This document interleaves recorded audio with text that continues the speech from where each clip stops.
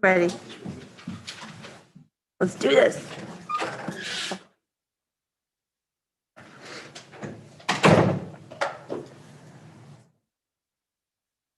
Wow, that's slow internet. Yeah. It is way slow.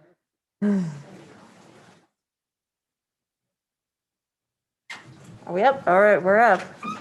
This is the official meeting of OCESD Board of Trustees regular meeting, May 19th, 2021. Turn the page here. At this time, I'd like to conduct roll call. Pam, are you here? I am here, Hey. Madam President. Sharon, are you here? I'm here. Jessica? Present. Bill? Here. And I'm Sandra. I am here. At this time, the board would like to extend the invitation to interested parties who wish to speak on items that are listed on the closed session agenda. For those attending remotely who wish to comment, please raise your hand button in the Zoom portion to speak.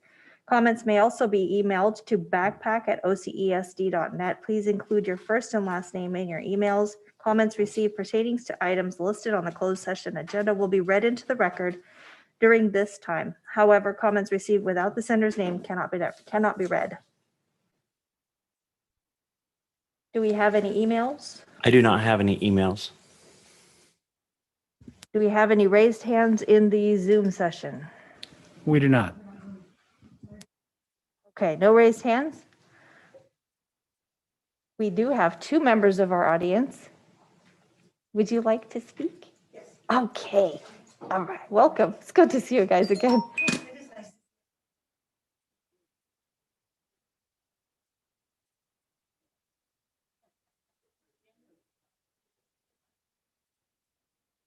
Yes, you do. Otherwise, you can't be heard on the Zoom. We are on YouTube. There's on the bottom, Beth, there's a button in the middle right there. If you push that till that red light goes off, it's between Microflex and Sure. There you go. It work? You got her. Okay, thank you. Hi, I am Beth Parmentier. I'm OHA president, teacher for 25 years in this district, another 5 in another district, parent of 4 children who've attended all of our schools, and a community member. I live in Orville. I'd like to comment on the state of our relationship, our labor relationship with the district. I've been a part of our association for over 20 years. Fair and equitable compensation has always been a big part of why teachers want to work in this district. In 1990-91 school year, the district and the certificated staff worked together to create a compensation formula that would be fair and equitable to all employees. And I say all employees because it's always been that when one group received something, everybody else did. And the teachers came up with the formula along with the district, and then everyone else in the district would receive the same. The contract language worked for both the district and the staff for 22 years. In fact, it was a bragging point for our superintendent to other districts. Our district felt strongly that COLA, all COLA, was meant to go to staff. During these years, health benefits were also adjusted, most times with the district and staff splitting the increase in premiums. These negotiations were completed by the beginning of the school year or very close afterwards. In 2012, LCSF came along after years of no COLA and no state funding. During those years, staff did not receive raises or adjustments to any health benefits. LCSF did not focus on COLA, but instead reaching a goal set by the state for each year.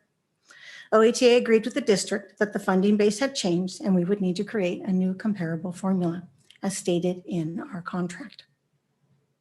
After the first couple of years working with LCSF, it was clear to both sides that the funding was so fluid that a formula would not work with LCSF funding. We instead would work with what we have and see what happened when the state reached its goal. During those years, the districts received way more funding than COLA, and being fair and equitable, staff received a part in that. Please remember that before LCSF, there were many years where the staff received no increase at all. The state was paying districts back for those years with this LCSF funding. Most times the agreements were reached by December, sometimes January. So I have a couple examples I'd like to share of history. So example in 13-14, the funded COLA was 1.57. They reached agreement was 2.50 ongoing for everyone in the district. In 1450, the example of funded COLA was 0.85%. The agreement reached was 4.25% ongoing for certificated and, of course, everyone else. So you can see that COLA was not really how LCSF was working. As the district began to reach the goal, the amount coming to the district began to lessen, and so did the amount passed on to staff. We took longer to come to consensus, going to April or longer. When the state declared we had met our goal and we're going back to COLA, OETA came up with an issue statement to now develop our new formula according to contract. The district accepted that issue statement, and we started the IBB process. That was in 2019. With new district leadership, it became apparent to your teachers that the fair and equitable process that we had successfully been doing was no longer the environment we would be negotiating with. OETA understands the district's interest for triggers or a give for a new formula. However, after months, years of working with the notion that district is honoring the issue statement that we agreed to, we've been told that's not true. You might say, just negotiate every year. Well, look what's happened. For example, in 1920, the district received 3.26 COLA, which is ongoing. You've been getting that money since then. And the district's best offer was a 1.6 off the schedule. Why?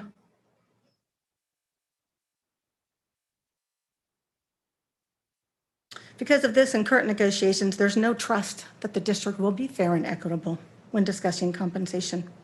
I hear a lot about declining enrollment, surprises in budgets, etc. For 22 years, that formula worked with declining enrollment, with surprises in a budget. It's beneficial to our district. It is able to work successfully when admin says it's not. I feel they're being untruthful.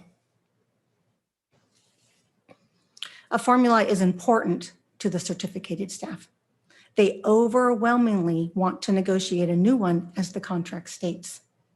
They expect the district to honor our agreement. They know the fair and equitable history of our district. In fact, that's why many chose to work in this district. They do not want to beg every year for pennies the current administration will put out when surrounding districts are receiving COLA or more, prep time for elementary, etc., without dragging out negotiations for months and months. This is a really sad change for our district. Your teachers work tirelessly for the students and family, going above and beyond every day to provide a safe, healthy, and caring environment for students and families. They provide rigorous, challenging, and interesting academics for students. They work beyond contract hours, after school, evenings, weekends. Also, their students can have the best classroom experience. A fair and equitable formula is what they expect, and it's what they deserve. They deserve the best district experience. I have a large concern that we are going to keep losing teachers. Thank you.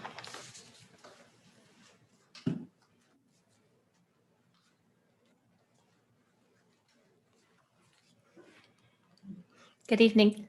My name is Kristen Wilson, and I've been an OCESD teacher for the past 19 years. And I am a product of 8 years of being a fiscal trigger for declining enrollment in order to make the formula work. My first 8 years in the district, I was laid off. I had to pack my room regardless if I was possibly returning to that exact classroom or school site. And I usually didn't know if I was employed until late summer. In my second year, I went to Palermo District as an on-loan employee from our district. At the end of the year, Palermo offered me full-time employment for the following year and probably never needing to be laid off again. So why did I return to OCSD? Number one, I was beyond grateful for Superintendent Remley, who found me a job with all intent of wanting me back. So because of his loyalty to me and valuing my teaching skills, I in return wanted to continue working for such a leader. The district also honored my year at Palermo as if I taught in OCSD and tenured me. All 8 years of being laid off, I declined accepting other teaching positions in other districts because everyone in the county knew OCESD was the place to teach. In a sense, teachers were lining up hoping to get a job here. Due to my relationships I made at Palermo, for many years, I was continued to be recruited by the district, which was very honoring. And yet I was loyal to OCSD for their loyalty to me. The second reason I returned and stayed was because teachers made more money here. At that time, if I would have stayed in Palermo, I would have made a significant amount less, and over 30 plus years, a more significant difference in salary. Also, I knew OCSD teachers did not need to fight to receive a cost of living adjustment because the board and the administration at that time were able to make the contractual formula work despite all the potential financial losses a declining enrollment district faces. Sadly, now when I compare being a teacher in OCSD to Palermo, I realize I actually hurt myself financially. Right now, a 19-year teacher on Palermo's certificated salary schedule makes around $89,000 with 60 units. Thermalito, $98,000, and OCSD, $86,000. Also, both these districts top out at 60 units, whereas OCSD, you need 75 units to top out. So you need to invest more money in hopes of getting more money. Unfortunately, this is not true. I still make less having 75 units, even when I reach my retirement at 30 years. Compared to Palermo, I'm going to make around $7,000 less, and Thermalito around $17,000 less. Again, in those districts, you only need 60 units. And you wonder why OCSD struggles to retain and attract teachers? Trust me, teachers are comparing. Plus, knowing our struggle to negotiate a COLA is known throughout the county. When asked by colleagues about possibly leaving the district, I do not discourage them anymore because as a union leader, it's my responsibility to look out for the unit members' best interest. And right now, OCSD is not their best interest. And not just because of salary, but rather a disregard for unit member voice and following the mutually agreed upon contract, which many parts have been ignored. Hence, a variety of grievances filed over the past 3 years with this administration.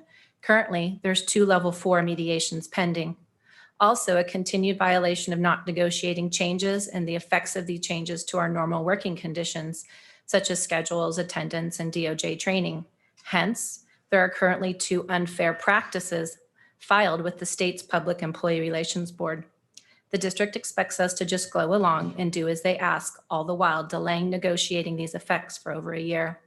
These other districts had COVID safety MOUs before school started, and then were in the process of working on a reopening MOU before OCSD even settled on a safety MOU in November. This speaks volumes to teachers that their voice is not a top priority, and the expectation is just do the work for the district. The idea should not be how do we get teachers to do the work, but rather how do the district and teachers work together before the changes in education are required. I ask the board to reconsider the direction it is providing the district administration and hope seriously of returning OCSD to what was a powerhouse for attracting and retaining amazing teachers, which we all know will benefit all students who are all our top priority. Thank you.